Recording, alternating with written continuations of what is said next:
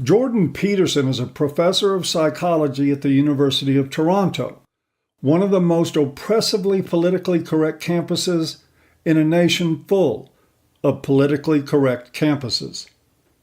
In 2016, he was, perhaps reluctantly, thrust into the spotlight as an iconic anti-social justice figurehead when he stated that he would not use non-binary pronouns such as she or other similar fad words concocted by PC crybullies.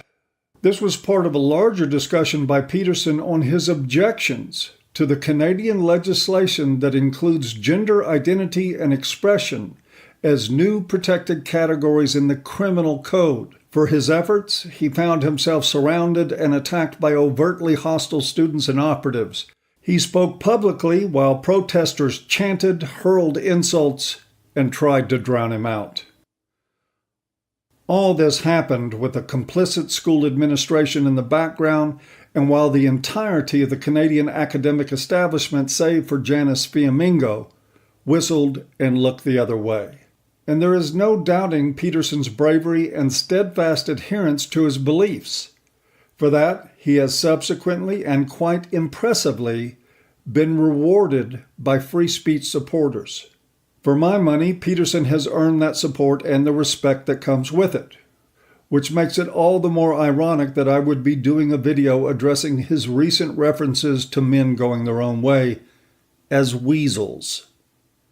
Rather than just quote or paraphrase here, let's look and listen to what he had to say. Well, here's the decomposition of the fundamental archetype.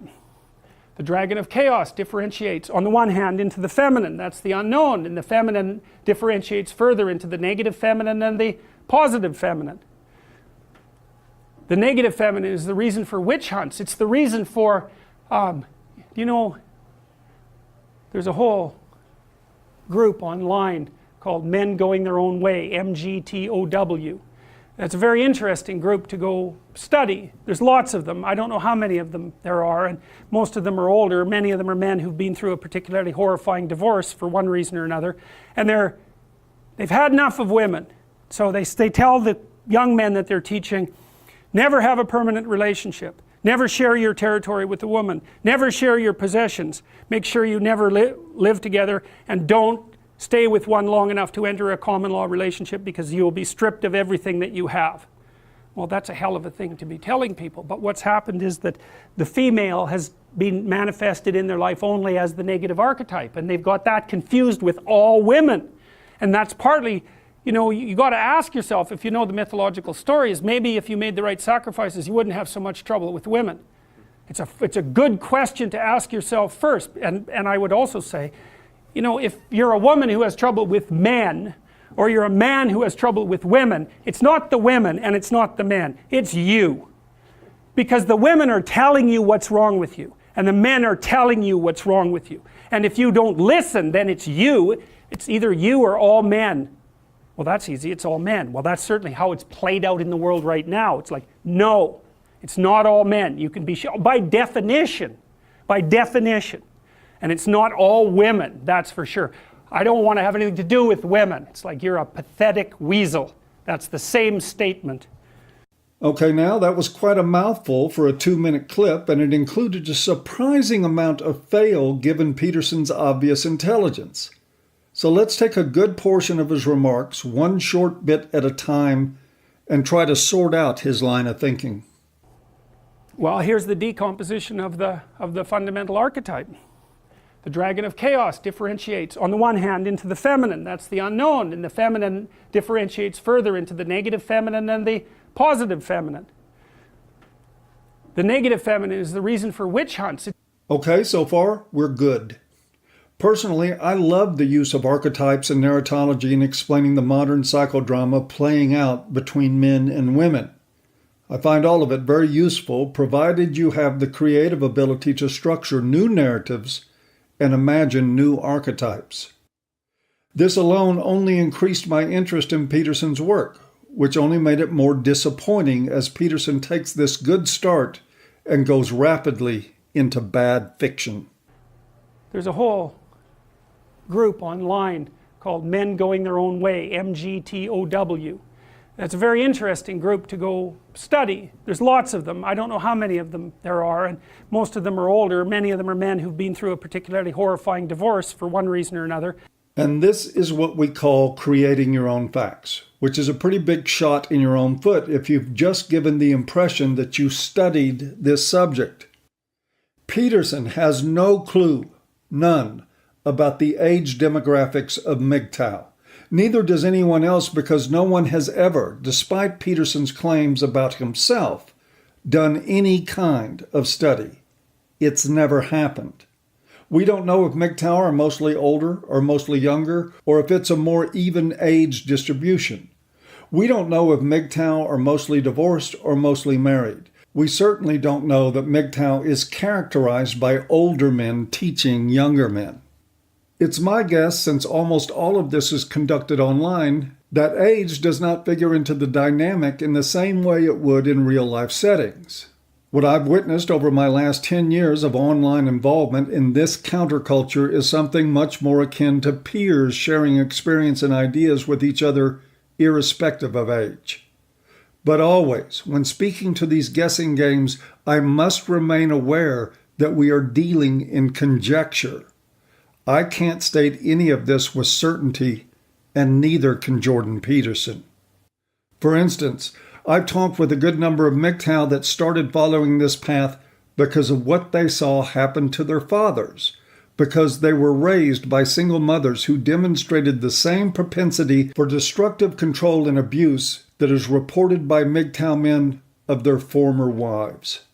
I could forgive a layperson who employed such casual use of the word study, and even for taking cursory examinations of a subject and then overreaching the implications of those examinations and applying them to a much broader, unstudied group of people. But Jordan Peterson isn't a layperson. He is a much respected and accomplished scholar. Either that, or he's just one more bit of proof that where it regards the humanities, accomplished scholar is an oxymoron. Let's move on. And they've had enough of women.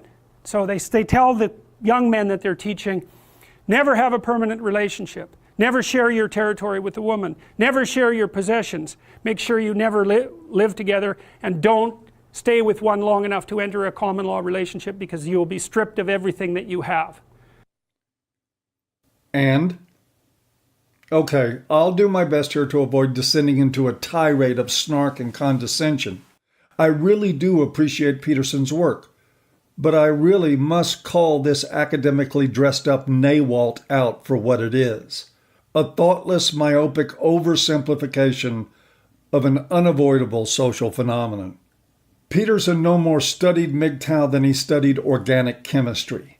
And here he paints a dark, sadly telling picture of the brutal reality of modern psychology, a field of study charged with plumbing the depths of the human condition, unfortunately riddled with lazy, emotionally driven academicians and practitioners whose ability for sound reason has a life expectancy measurable in seconds the moment they step into the realm of sexual politics. Does Peterson really imagine that advocates of Mgtow don't know that there are, in fact, marriages and other relationships that don't end in unmitigated disaster? Now, are there men who identify as Mgtow who believe the line as presented by Peterson? That every woman on the planet is, without exception, on the prowl for gullible, well-meaning men calculating when they can abscond with the man's progeny and financial assets? Sure, there are some, as there are some similar outliers in every social movement. But in casting that hyperbolic net over the entirety of Mgtow, which in my experience is much more about reasoned risk management than personal projection, Peterson finds himself in the same company as the knee-jerk ideologues that catapulted him into the public eye by mischaracterizing his position and painting it as something pathological and pernicious.